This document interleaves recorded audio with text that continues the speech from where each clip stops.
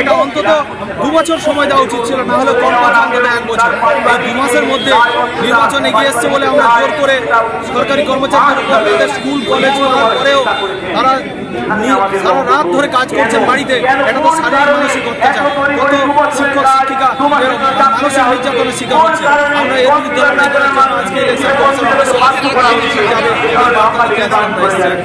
আর কি ওই যে আপনারা কি হ্যারাসমেন্ট হচ্ছেন যেখানে যাচ্ছেন আর কি?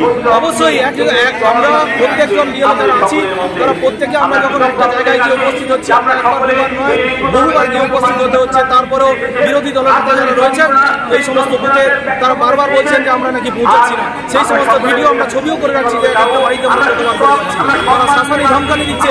এই শাসানি ধমকানি চলবে না, এটা আমরা সেই বার্তা দিয়ে আজকে বুঝিয়ে দিতে চাই।